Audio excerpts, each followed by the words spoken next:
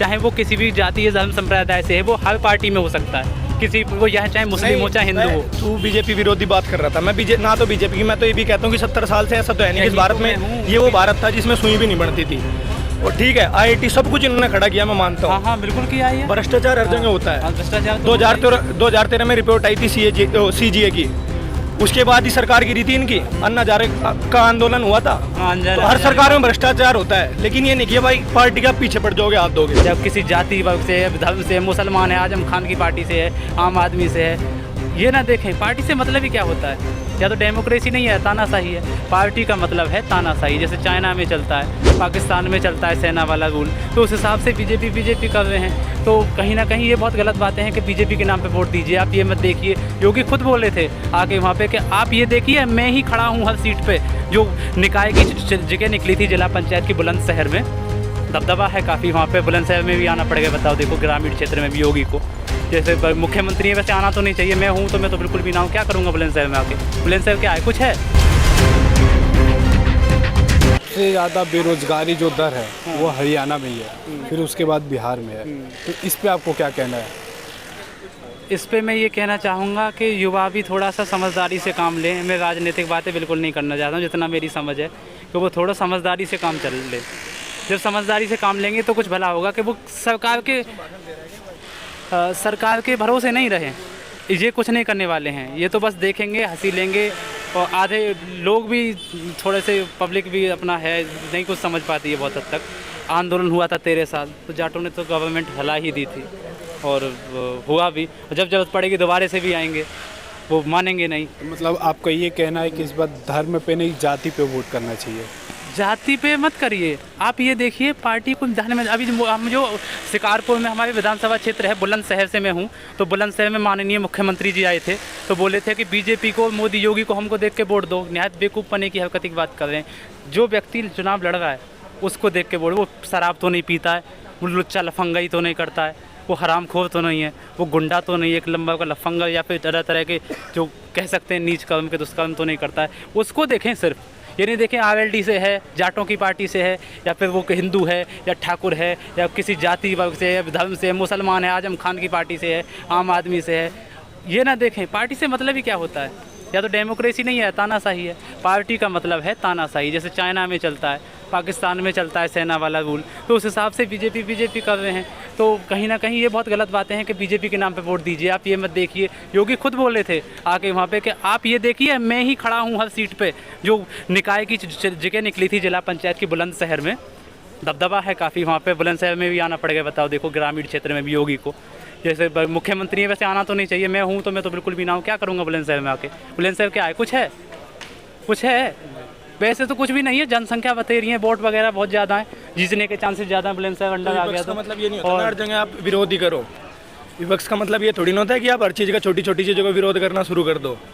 विपक्ष तो सारी जगह होता है, सही चीज़ को सही भी बोलना चाहिए। विपक्ष का काम ये तो होता है ना। हम विरोध नहीं कर रहे हैं। सब लोग एक पार्टी की तरफ खड़े हो गए। पार्टी की तरफ क्यों खड़े हो रहे हो? हमने एक पार्टी के विरोध में क्यों हो रहे हो? पार्टी ने कुछ चीजें अच्छी भी करी होंगी ना, हम भी किसी की पार्टी के।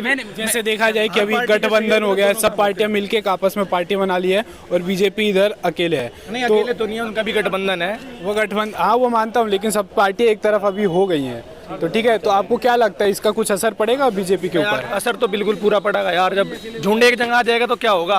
तो बस वही वाला काम है, तो झुंड का असर तो कहीं ना कहीं दिखेगा ही। तो क्या लगता है आपको आने वाले अभी जो 2024 में लोकसभा के चुनाव, उसमें कुछ असर पड़ने वाला है या सरकार रहेगी या गिर जाएगी? सरकार तो रहेगी, लेकिन असर जरूर पड़ेगा। मैं भाई बागपत से आता हूँ, बागपत की बता देता हूँ। लोग ये कहते हैं वहाँ RLD, मतलब ये मान लें वहाँ ने प्रधानमंत्री दिया, मुख्यमंत्री दिया, हमने सब कुछ दिया। हमारे वहाँ पे एक बस स्टैंड नहीं था। और फिलहाल बागपत में जाके देखना, बड़ौत में, मैं बड़ौत की बात कर रहा हूँ, बड़ौत में बस स्टैंड भी है, हाईवे भी। आज तक एक हाईवे नहीं था। हमारी दरगाह आदमी निकल के देखता था ना, दिल्ली की तरफ आता था, ये कहता था वो सड़कें आ गई, ये होती है सड़कें। उनको ये नहीं पता था सड़कें और गड्ढों में फ़र्क क्या होता है। उन्हें दिल्ली में आके दिखती थी कि सड़कें भी हैं आज। अब जाके वहाँ देख लेना मेरे गाँव में कितने हाईवे निकल के, कितने नहीं। क्या है, मेरे गाँव में केंद्रीय विद्यालय खुला है, आज तक एक स्कूल नहीं करवाया किसी ने। क्यों नहीं आया? सबसे पास पड़ता है दिल्ली के। बता फिर, इसका भी तो कोई समाधान होना चाहिए ना। आप देखेंगे पुराने जमाने में देखें तो जितनी भी 70 साल बाद देखें, जब बीजेपी नहीं, अगर हम RLD की बात करें ना, तूने हमारे यहाँ पे उद्योग मंत्री रहा है अजीत सिंह। उद्योग मंत्री का मतलब ये नहीं होता है खाली मील लगवा दो। उद्योग मंत्री का मतलब होता है सब कुछ लेके आने का वहाँ पे, मतलब कि उद्योग में बहुत सी चीज़ें आती हैं। उद्योग में खाली मील नहीं आता, तो उद्योग में बहुत सारी चीज़ें आती है, पहले इस चीज़ का पता कर लेना। देखिए, जो अजीत सिंह वाली बात है उसका तो ज़्यादा कोई इतना इशू है नहीं है यहाँ पे। वो मतलब ये है कि अजीत सिंह का तो कुछ मैंने जिक्र नहीं किया है। नहीं, मैं बता रहा हूँ। और सफाई में चले जाना, आप सफाई देख लेना, वहाँ के मुख्यमंत्री दिया है ना, प्रधानमंत्री तो नहीं दिया। बागपत ने प्रधानमंत्री दिया है, और बागपत का और सफाई का विकास देख लेना कितना आगे पीछे है। सबसे पास पड़ता है बागपत, कहाँ है विकास बता। बागपत से कौन सा प्रधानमंत्री दिया था? बागपत लोकसभा सीट से कौन था बागपत से, देख ले, चौधरी चरण सिंह नाम था उनका। अच्छा, चलो सही है। नहीं सही नहीं, मैं बिल्कुल सही बता रहा हूँ। तो ये नहीं होता। हमारे यहाँ पे जो वो है, मतलब सांसद है, पहले बार RLD का जीतता था। किस वजह से आ रहा है? गढ़ था उनका, इसी वजह से आ रहा है, अपने कर्मों मैंने की वजह किसी से। पार्टी के लिए कुछ भी नहीं बोला है। मैंने पार्टी सिर्फ की नहीं। मैं किसी के लिए नहीं बोला। हमने बोला है कि जो सही है वो सही है। मैंने बोला है जो अच्छा बंदा है, चाहे वो किसी भी जातीय धर्म संप्रदाय से है, वो हर पार्टी में हो सकता है। किसी वो यह चाहे मुस्लिम हो चाहे हिंदू हो। तू बीजेपी विरोधी बात कर रहा था। मैं ना तो बीजेपी की, मैं तो ये भी कहता हूँ कि 70 साल से ऐसा तो है नहीं कि इस भारत में ये वो भारत था जिसमें सुई भी नहीं बनती थी। और ठीक है, IIT सब कुछ इन्होंने खड़ा किया, मैं मानता हूँ। हाँ बिल्कुल किया है। भ्रष्टाचार हर जगह होता है। भ्रष्टाचार 2013 में रिपोर्ट आई थी CGA की, उसके बाद ही सरकार गिरी थी इनकी। अन्ना हजारे का आंदोलन हुआ था। तो हर सरकार में भ्रष्टाचार होता है, लेकिन ये नहीं कि भाई पार्टी का पीछे पड़ जाओगे, हाथ दोगे। कुछ चीजें अच्छी भी होती है, कुछ चीजें बुरी भी होती हैं। देखिए, अच्छी चीजों का ये लोकतंत्र का हिस्सा है कि पीछे पड़ जाना। ये कोई पीछे पड़ जाना, ये हमेशा से होता रहा है। बाबा टिकैत के जमाने में, इंदिरा गांधी के टाइम पे होता था। बाबा टिकैत की बता देता हूँ मैं तुझे। बाबा टिकैत को ये नहीं पता होता था कि तेरे बेटे तुझे बेच के आ गए। ये वो नरेश टिकैत और ये राकेश टिकैत फिर रहे हैं अब धक्के खाते जोन से। बाबा टिकैत अलग चीज़ था और ये इनके बेटे अलग चीज़ है। ये रपा खावा है, मैं मुंह पे कह रहा हूँ। किसका रुपया खाया है? किसका खाया? जो विपक्ष में है उसका पैसा खाया, और जिसके विरोध में बोलना है उसका खाया। आज से पहले क्यों नहीं आए, खड़े क्यों नहीं हुए आज से पहले? जानता तू इनसे 4 साल पहले? तू नहीं जानता होगा, हम जानते हैं इनको पहले से। पहले बस बाबा टिकैत का नाम सुना होगा तूने, इस आंदोलन के बाद सुना होगा कि हाँ कोई राकेश टिकैत भी है। हमें पता था, इसलिए पता था क्योंकि सबको पता है इनके कर्म कैसे हैं। अपने आप चुनाव लड़ा था, जमानत जब्त हो गई थी, बता। ये भी नहीं पता होगा तुझे। जैसे कि अभी सबसे बड़ा मुद्दा ये देखा जाए कि युवाओं के लिए कि सबसे बड़ा मुद्दा है बेरोजगारी का। तो क्या लगता है आपको, ये मोदी सरकार बेरोजगारी के ऊपर काम कर रही है? भाई मेरे हिसाब से देख, सरकार इस चीज़ में बिल्कुल विफल रही है। एक मतलब स्टूडेंट होने के तौर पे बात कह रहा हूँ। अब किस चीज़ की तैयारी कर रहे हैं? भाई मैं तो टीचिंग की तैयारी कर रहा हूँ। किसी भी चीज़ में देख ले, अब ये सरकार मतलब एक तरीके से मान ले, जो आर्मी के बच्चे तैयारी करते थे वो भी बिल्कुल सरकार का बिल्कुल गलत फैसला है। और अग्निवीर वाला भाई बिल्कुल बेकार फैसला है। जो सही है उसके पक्ष में बोलेंगे ना, जो गलत है उसके पक्ष में बोलेंगे भाई गलत है। जैसे कि आप भी हरियाणा से बिलोंग करते हैं? नहीं भाई, मैं बागपत से बिलोंग करता हूँ। बागपत से करते हैं, हाँ ठीक है। जैसे यूपी की बात कर ले तो लगातार योगी सरकार ये बोलती रही कि हाँ हमने युवाओं के लिए काम किया है, रोजगार दिया। उस पर क्या कहना आपका? भाई देख, सरकार मतलब यूपी सरकार के टाइम में तो देख, मैं कहता हूँ कि भर्तियाँ टाइम आई हैं टाइम पे। मतलब ऐसा नहीं हुआ कि लटक गई कोर्ट में जाके, वो काम तो नहीं हुआ। यूपी सरकार का मैं बढ़िया काम मानता हूँ। कहीं ना कहीं मतलब जो सरकारी मतलब सेंट्रल गवर्नमेंट की नौकरी है उसमें कहीं ना कहीं दिक्कत है। तो ये आज हम क्या नाम भी है आपका? मेरा नाम दीपक मरदा से। तो कहाँ से आप? मैं बिहार से हूँ। तो आप यहाँ पे किस चीज़ की तैयारी कर रहे हैं? मैं इसे अभी जो है यहाँ पे जॉब करता हूँ, उसे मुखर्जी जॉब नगर में। करते हैं? जी जी। तो क्या लगता है आपको, बेरोजगारी दर बहुत ज़्यादा घटती जा रही भारत की? नहीं, जब से मोदी जी आए, मोदी जी ने सब कुछ भारत में काम उन्होंने सही किया, जो भी चला। लेकिन एक ही चीज़ है कि जितने भी युवा हैं हमारे भारत की, उन्होंने उसके राज्य में जो है कि बेरोजगारी दर ना जो बहुत ज़्यादा हो गया। इसके राज्य में ना जितने भी लड़कों ने ITI किया, पॉलिटेक्निक किया, BTech किया, ये तीनों बच्चे जो है रोड पे आ गए। जब कांग्रेस की सरकार थी उसमें क्या था कि लड़का जो है कि पॉलिटेक्निक कर लिया या ITI कर लिया, उसे जॉब मिल जाती थी सेल में, भेल में, गेल में। लेकिन जब से मैंने भी ITI किया, सोची कि मेरा नौकरी हो जाएगा, और जब मैं ITI करके पास हो गया ना, तब से बीजेपी की सरकार आ गया। बीजेपी ने NTPC, सेल, भेल, गेल सबको बेच के रख दिया। अब हम लोग कहाँ जाए? रोड पे। पटना में रह के मैंने तैयारी किया 4 साल, लगभग 6 से 7 लाख रुपए मैंने खर्च किए मेरे गार्जियन मेरे पीछे पढ़ने के लिए। आज बदले में जो कि मैं गार्जियन को कुछ नहीं दे रहा हूँ। अब जो कि मोदी जी बोले कि पकौड़े बेचो, पकौड़े भी मुझे तलने नहीं आता, तो मैं कहाँ से क्या करूँ? मोदी जी तो आप IIT किए हुए हैं, लेकिन मोदी जी का ये कहना है कि आप पकौड़े बेचो। हाँ, मोदी जी बोले कि मतलब पकौड़े बेचो, तो मुझे पकौड़े भी बेचने नहीं आता, तो मैं कहाँ से करूँ मैं जीवन यापन? मोदी जी के राज में जितने भी लड़के टेक्निकल वाले हैं सब रोड पे आ गए हैं। ये 100% सत्य है। लेकिन फिर भी आप अभी मोदी जी की बड़ाई कर रहे थे। नहीं, मोदी जी ने काम भी जो है कुछ काम सही किया, कुछ काम उसने ये गलती किया कि जो हमारे युवा भाई हैं भारत के छात्रा हैं सबको रोड पे ला दिया। टेक्निकल वाले बंदे वाले को जो भी भर्तियां हैं उसमें सीटें घटा दिया गया। अन्य चीज़ों पे भर्तियाँ हो रही हैं अभी, जैसे सरकारी नौकरी देखी जाए तो?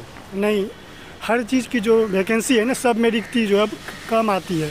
अगर रेलवे के बहाली अगर एक बार गलती से निकल गया ना, जैसे अभी मोदी जी बोल रहे हैं हम बहाली निकालेंगे रेलवे की, अभी वो बहाली निकाल भी देंगे तो वो बहाली अगले जो 29 में चुनाव होंगे उस समय उस मोदी जी जो है उनको फाइनल करवाएंगे, अभी नहीं कराएंगे उससे। उस बहाली को 5 साल जो है खेती कर रखेंगे पेंडिंग में करके। तो जो गरीब के बच्चे हैं, किसान के बच्चे हैं, वही तो जाते हैं रेलवे में, फौज में, वो बच्चे तो रोड पे चले जाएंगे। जैसे मैं भी खुद रोड पे हूँ। लेकिन फौज के लिए तो अभी देखा जाए तो अग्निवीर निकाल दिया है मात्र 3 साल के लिए। नहीं, अग्निवीर जो उन्होंने फैसला लिया गवर्नमेंट ने, ये पूरी गलत है। वो 4 साल का नौकरी करके वो क्या कर लेगा बंदा? 4 साल के लिए मतलब नहीं है, उससे कौन शादी करेगा? क्या भविष्य 4 साल के बाद उसका? मोदी जी बोलते लेकिन वो बोल तो रहे कि अगर आप 4 साल नौकरी करके जा रहे हैं तो आपको अन्य जो जगहों पर आसानी से नौकरी मिल जाएगी। जैसे सरकारी नौकरी भी हो गई, अगर आप उसमें आवेदन डाल के अप्लाई करते तो आपको आसानी से नौकरी मिल जाएगी। ऐसी कोई गारंटी नहीं है। हमें ऐसे जो है कि उसमें कोई गारंटी नहीं कि हमें जॉब मिलेगा ही, प्राइवेट सेक्टर में मिलेगा। प्राइवेट सेक्टर में क्या है, थोड़ी सी प्रेफरेंस मिलेगा कि अग्निवीर का जवान है, लेकिन उसे वहाँ सैलरी वैसा नहीं मिलेगा।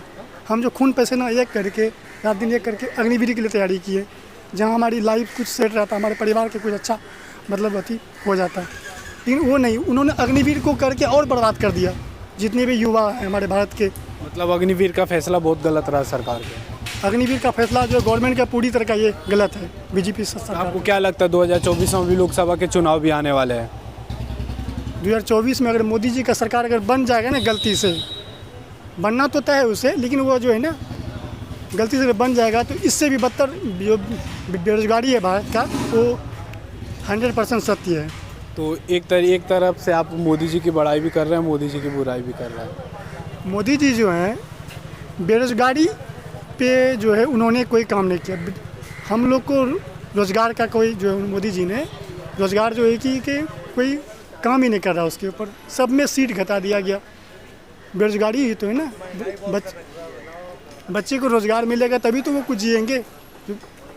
भारत के जो है कि हर साल हर स्टेट से 50 लाख बच्चे जो इंटरमीडिएट की डिग्री लेके निकलते हैं नौकरी के सपने लेके, और जब सीट निकलती है ना पूरे भारत की सीट तो 2000 सीट, उसमें पूरे भारत के बच्चे बैठेंगे क्या? 2000 होंगे सेलेक्ट, बाकी बच्चे कहाँ जाएंगे?